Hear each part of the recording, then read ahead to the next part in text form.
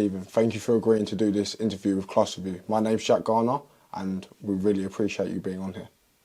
Can I please ask about your journey as a football player and how you transitioned into a coach, please? Yep, well, originally a dancer. Started off dancing with Mark Anthony, probably dancing from the age of 6 onwards.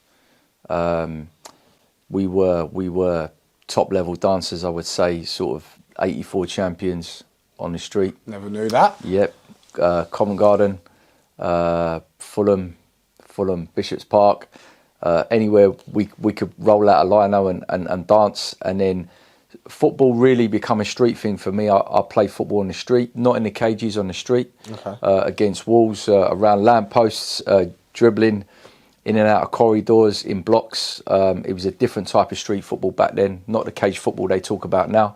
And always playing with older boys, so I developed my passion really on the street for football.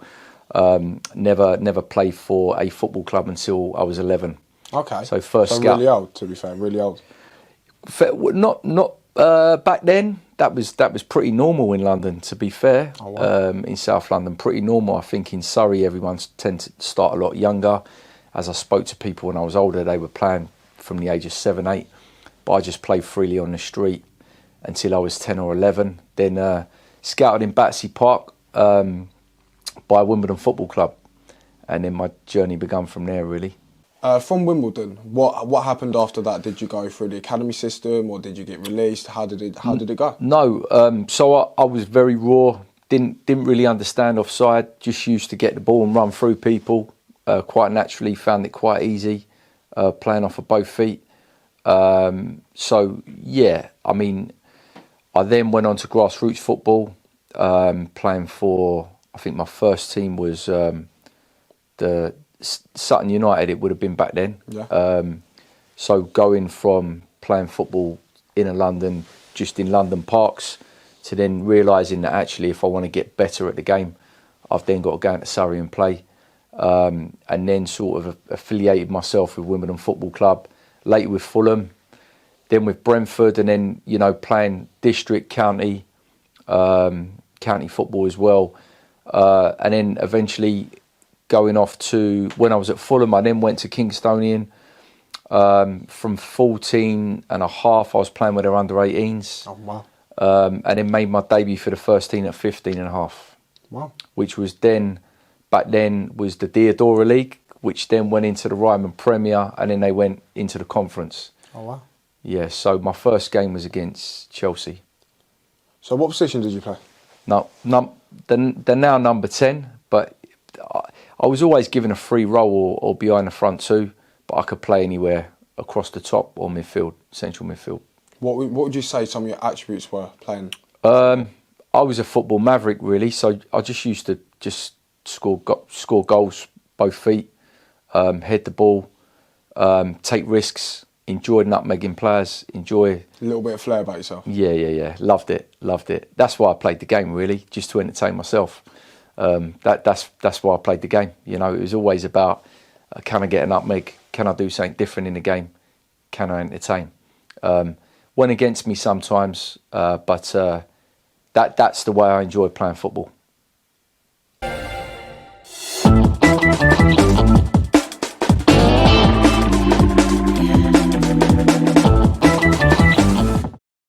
So at what age did you end up going into coaching?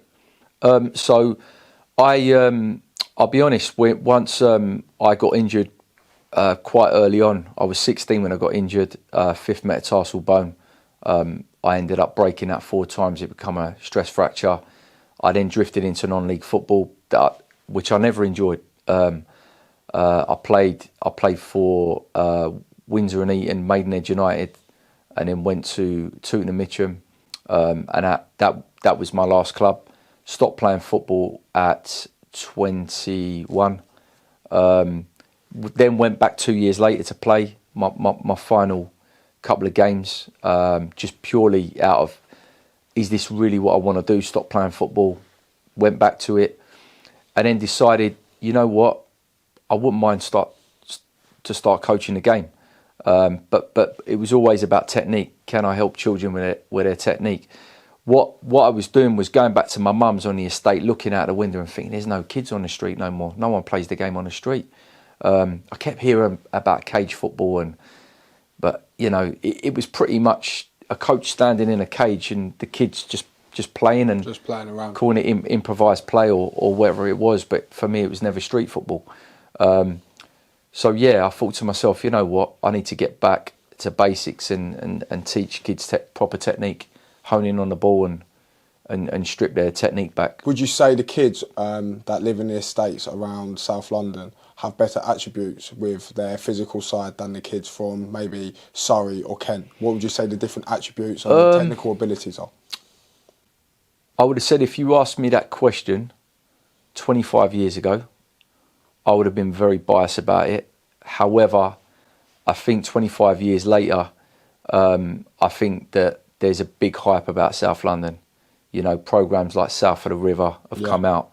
People have really jumped on the South London bandwagon. I don't think players are as good now as they were. I think they're softer. Okay. I think a lot of them lack technique. I think players were better 30, 35 years ago, maybe 25 years ago. I think now what you see is football projects in South London. Yeah. Kids at 5, 6 years of age, Instagram accounts straight away, accessing one-to-one training early on. They have no freedom with the ball, no creativity, and no real freedom of expression. So I'm really opposed to that, to be fair, at such a young age. I think kids in the surrounding counties actually do very well, but you know, what I will say is there's certain areas that do breed that tough environment. Yeah, so you could be in a council estate in Surrey, you're still getting the same thing. It's still the hard knock life. So you're going to grow up tough. Your mentality is going to be different, and you're going to have more heart and desire. You know, you could be that kid up north on a council estate. You could also be the posh kid that goes to an independent school, who's at boarding school and has to find his own way. Has to find his own technique, his own anger. His own anger, his own frustration, away from mum and dad, mentally very resilient, mentally very tough, and probably a lot tougher than the kid that has to get on the train from Waterloo down to a training ground. So, you know, the psychological side of elite sport for me is massive. And it's really interesting to hear children's stories, no matter what sport they're in, how they gain that mental strength over the years. How do you think the coaching has changed over the last 20 years? Well, it's evolved a hell of a lot from when I was a kid. You know, I think back to some of my coaches now. I'll be honest, they were good psychologists back then. They'd get in your head straight away. Yeah. Funny enough, my coach that Mark Anthony knows pretty well, my first one, he lived on my balcony. He was a pro boxer, okay, but he got us all playing football. And he was just a lovely man who loved seeing kids enjoy sport. He'd lean over the balcony and watch us play. He had 3 boys himself, but he always encouraged us to play sport. And it was always about enjoyment first. It was never about him.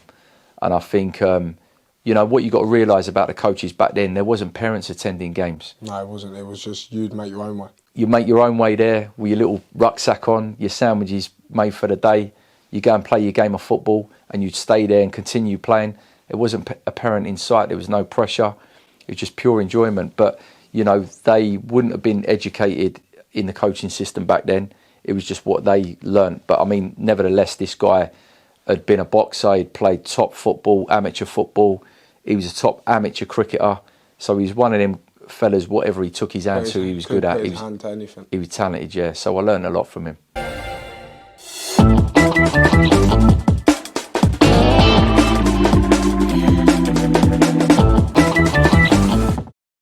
Why did you choose to go into youth team coaching? Was it too hard to get into adult coaching? I actually started off in pre-academy coaching at under 8. So one of my first really exciting roles was to be in charge of the pre-academy at Fulham Football Club, where I helped recruit players from 6, 7, 8 years of age.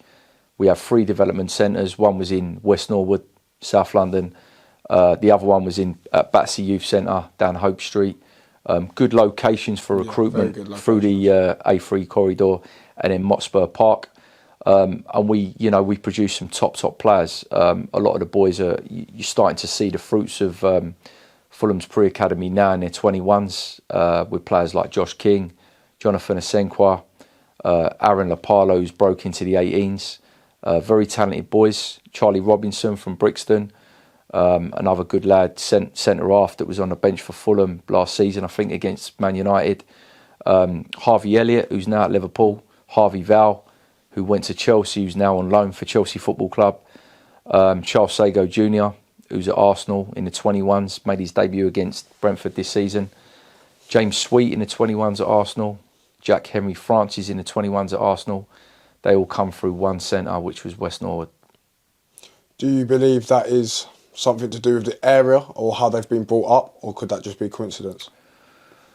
That's an interesting one. I think when we set up the centres, we created an environment where it was very competitive, it was very technical, respect and manners, and as soon as you stepped into the court, we chose the right parents as well. Of course. Any parents that were too much of a problem, they lasted 5 minutes, they were gone. They had to give coaches ultimate respect and allow us to do our jobs. And the children come from different environments, different family backgrounds, and they were very successful. It actually leads me on to my next question is, did you ever have any big problems with parents, or did they ever come up to you and not agree with your coaching? How did you deal with that? No, I'll be honest, over the years they've always been very fully respectful. I can't think of any occasion where I've had to remove a parent from a training ground. I've been concerned about how parents have spoken to their children in the car after games. Yeah. I've also been concerned about how parents react to their children's failures on the pitch as well. Okay, yeah. And I think as a parent, you've got to educate yourself emotionally when you're watching football or watching your children. They have to remember it is child's football. It's their game. I would prefer parents to drop their child off, let them enjoy the game, and go for a cup of coffee. Yeah. When was the last time you went to go to a women's game? Good question, Jack. 14th of December, Champions League. I was lucky enough to personal train Aggie Beaver-Jones, who's 20 years of age, just broke into Chelsea's first team. So I thought I'd go and observe her in a game. She come on in the 75th minute. My friend's daughter, obviously, Lauren James, is also at Chelsea Football Club. So, it's great for female football nowadays. It's fantastic to see the game being elevated and to see girls being given that opportunity, like the boys. Do you think there should be more money pumped into the women's game? There will be, 100%. I think they're the most marketable human beings there are at the moment. Marketing's massive for women's football. I also think, over the next 3 to 5 years, you're going to see a massive elevation in their finances as well. You're seeing crowds at Arsenal really increase and improve. It's becoming more affordable. It's almost the old working class game where families as a whole family can afford to go and watch that game of football, whereas a whole family now cannot afford to go and watch to Arsenal or Chelsea Football Club. What's the difference between a grassroots football club and academy level coaches? Good question. I would say probably education. A lot of coaches in grassroots football tend to be dads that have taken on a role and a responsibility, so they would access a level 1 qualification in football. Some of them, 9 times out of 10, will have their son in the side, and it becomes an emotional attachment. I find that I'm not a massive fan of the grassroots game. I struggle with it.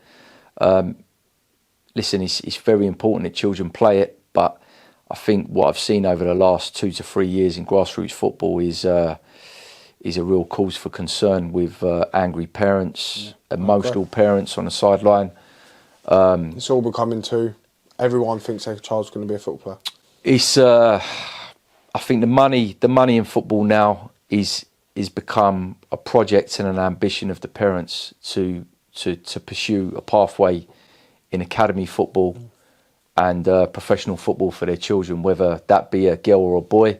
I think we're going to have the same problem in a women's game as well. Yeah. So do you feel like a lot of parents now are going to be pushing their daughters into 100%. Yeah. Because there's a career pathway.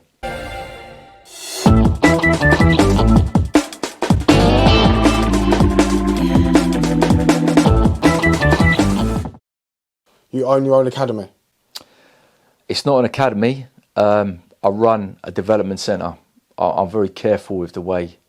In fact, my development centre is called SG Soccer School for a reason. I don't like the word soccer, but it ringed off better than football. SG Football. Yeah. So we're not an academy. We haven't ever claimed to be an academy. That is for the EPPP and professional football in the categories 1 to 3. Yeah. What we do is we bridge the gap between grassroots and academy football, and we create pathways for talented children. What ages do we work with in these development centres? So my development centre starts at year 1, just because I believe the window of opportunity for movement, functional movement and technique is around about 6 or 7 years of age. Pretty much like the rest of the elite sports in gymnastics and cricket, basketball, etc., etc. I think real technique is honed from like 6 to 10 years of age. So we tend to work with 6-year-olds right up to under 15s. Could you tell me a session plan that you could have done with one of these 6-year-olds? Yep. My session plan would start always with movement. And it will be functional movement and holistic movement to ensure that they can move forwards and backwards, sideways, lots of lateral movement as well, bounding, hopping, jumping, skipping, tag games, invasion games as well, just getting their movement right. I think I see a lot of comments on movement on social media from coaches, and they're just all about ball mastery. I think for us in our sessions, there's 4 15-minute blocks. One will be movement, one will be technique, one will be passing and receiving, and then one will be the game itself. Do you believe now coaches are too focused on ball mastery and skills and overdoing it on top of the ball instead of more in real life activities like beating players 1v1s without a step over, or sometimes just dropping a shoulder? Do you believe that coaches are now overcomplicating it to make it look better? Well, I would say to all the one-to-one coaches is go and observe your players and count how many step overs you see in a game situation. Go and observe the Cruyff turn. Go and observe the step over, the scissors, the reverse Cruyff, the Maradona, or the 360. It's all different types of terminology, but go and observe your players in games, because in grassroots football, it very rarely happens. When you watch the Premier League, ask your child that you're coaching how many times you see a double scissors, how many times you see a step over. Players now take less risks. But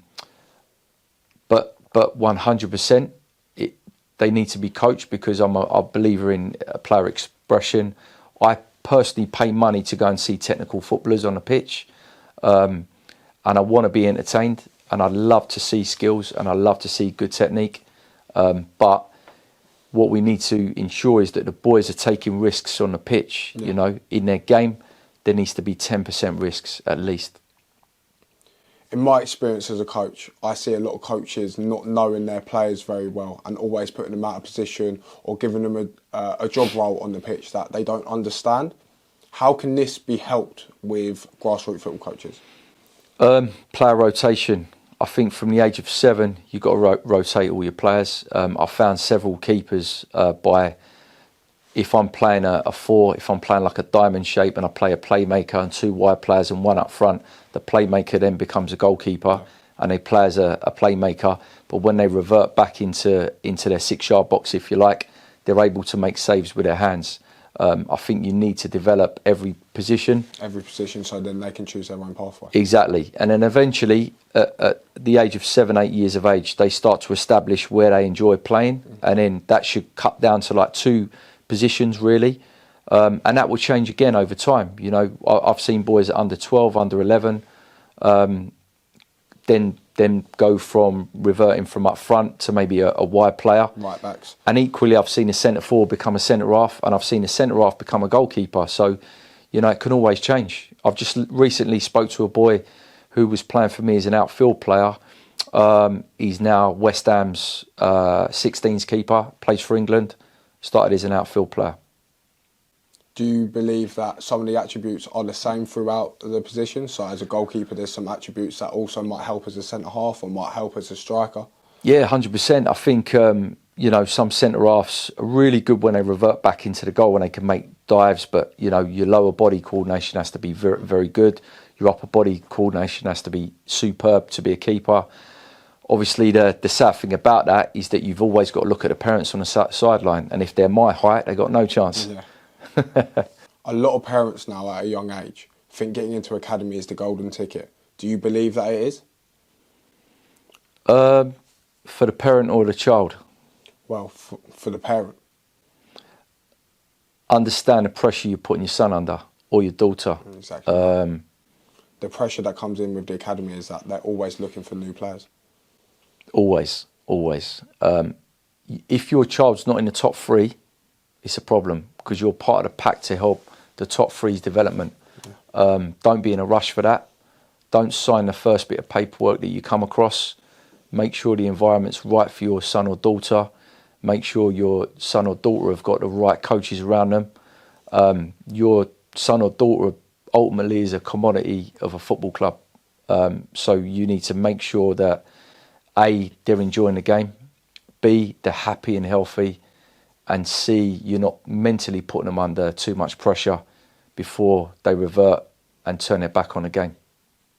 Do you believe there's enough being done for the kids and even the young adults at 16 to 18s that are getting released? Do you think there's enough of a system after when they get released? I think football's always going to have a problem with aftercare, and not just football, elite sport in general. I think it's a big weight down when you've been an elite performer, and then suddenly, for whatever reason, whether it's through injury or mindset changes, or your hunger and desire has diminished and gone, there needs to be some support mechanism in place. And I think football's done well with that in the last 2 or 3 years. I know some fantastic 18s and 21s coaches that they really do care about the players. But the loans are very important for players, for first team players, for young 21s players. If the loans are right and they're getting enough game time, then they can transition into a decent career in football. If the loans are wrong, they revert into non-league football and might drift out of the game as a result. So I disagree. When I got released, I felt lost. I felt lonely. I didn't know where to go. Yeah. And my problem is I still had the football side. It was the mental side. I feel like I needed help talking that it was okay to be released. I thought it was such a problem being released that I could never go back to football. So I feel like there needs to be, I don't know what the right word is, but an environment or something like this, a podcast where you can go and talk and that people can help you mentally, not physically, because you've still got the football. The football doesn't go. Yeah. But the mental side of that it's okay to be released and that there's other opportunities, there's coaching pathways, there's non-league pathways. I wish I had some guidance when I had that opportunity. Well, not opportunity, when I got released. Yeah. No, I appreciate that, Jack. I felt exactly the same when I drifted out of football myself. I was definitely lost for 3 or 4 years, 100%. Mental health wasn't a thing, and it's something I'm still not comfortable with to this day, because I'm good at self-reflection and moving forwards. I try not to look back too much, but I think it's important to reflect. But I'm a big fan of being strong, having desire. Football taught me that 100%.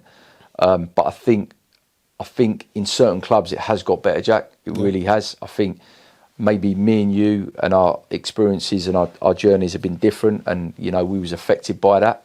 And there's a lot of kids out there. I can think of 2 off the top of my head that I grew up with that they had full mental breakdowns over football. And it's very sad. But I think there definitely needs to be as much support as possible in place for that. What I see at Chelsea Football Club and what I see at Fulham Football Club is that a lot of ex-professionals go back to the club, whether it's on a part-time coaching basis or part of the match day experience itself. I think football clubs are quite good at including ex-players now. Okay. So it's certainly got better, I think. That's good. I wish I had that opportunity. I really do. Yeah, same as me.